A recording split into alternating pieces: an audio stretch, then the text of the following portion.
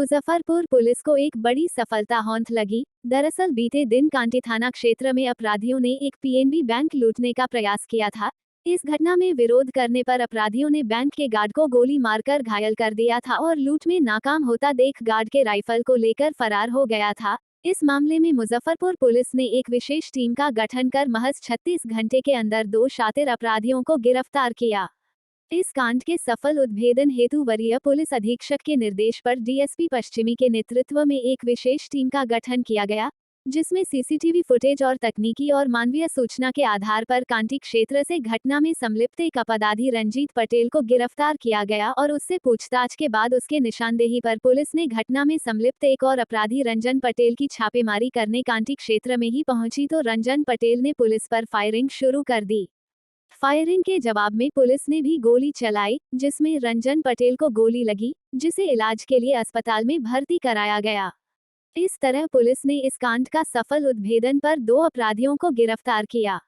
घटना में इस्तेमाल सामान सहित होमगार्ड का राइफल भी बरामद कर लिया है। घटना में शामिल अपराधी के द्वारा इस्तेमाल पिस्टल, लूट में इस्तेमाल किए बाइक, मास्क बरामद किया गया है। पकड़े गए दोनों शातिर अपराधियों की पहचान रंजन पटेल और रंजीत पटेल बताया गया है। 23 तारीख को कांटी थाना के अंतर्गत पंजाब नेशनल बैंक में 5 अज्ञात अपराध कर्मियों के द्वारा बैंक को लूटने का एक प्रयास किया गया था, जिस दौरान हम लोगों के गृह रक्षक श्री भोला राय ने बड़ी बहादुरी से उस घटना का सामना किया और वो घटना अपराध कर्मी नहीं कारित कर पाए।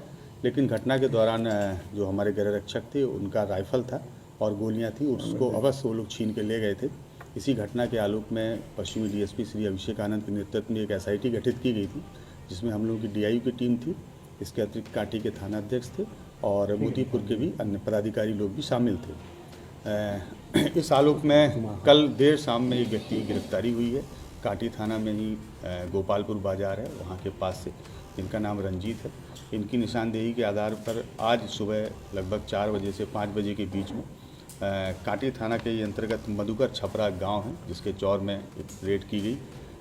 रेड के दौरान वहां पर एक अपराध कर्मी थे जिनका नाम रंजन है और जैसे ही वहां पर टीम पहुंचती है उनके द्वारा पुलिस के ऊपर फायरिंग शुरू कर दी जाती है।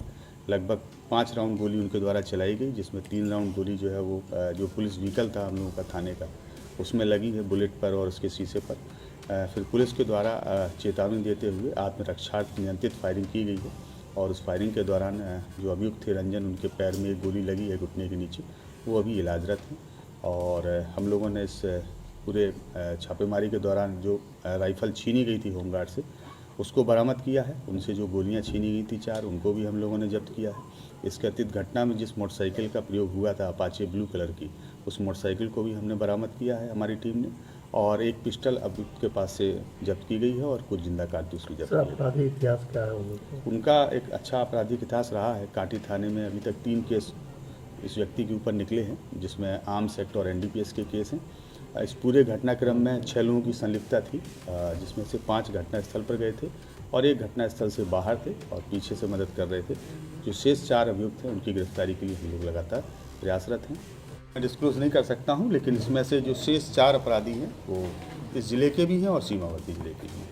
सर 5 राउंड जो फायरिंग की गई उसमें कोई पुलिसकर्मी घायल ऐसा कुछ? नहीं, किसी पुलिसकर्मी को गोली नहीं लगी है, ना ही कोई इंजर्ड है। जो हम लोगों का पुलिस वाहन है उसमें 3 गोलियाँ लगी।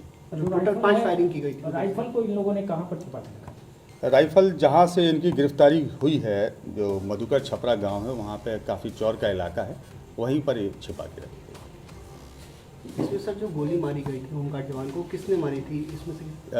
जिनको गोली लगी है रंजन पटेल, इन्हीं के द्वारा उनको गोली मारी गई। तो क्या इससे पूर्व भी कोई बैंक लूट में या किसी तरह का नहीं, अभी तक इन लोगों का बैंक लूट में कोई आपराधिक इतिहास हम लोगों को नहीं मिला है। हम लोगों ने इसमें काफ़ी होमवर्क किया है, लेकिन आर्म्स एक्ट में और एनडीपीएस में इन लोगों का आपराधिक इतिहास रहा है।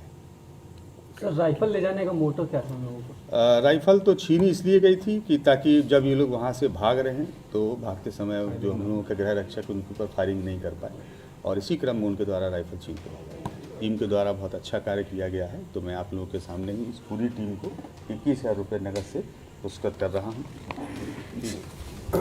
कहाँ बड़ा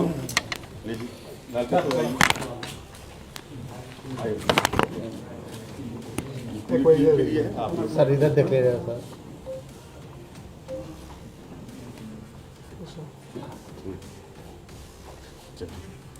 चलिए बहुत सर उसमें तो छूट गया सर किसी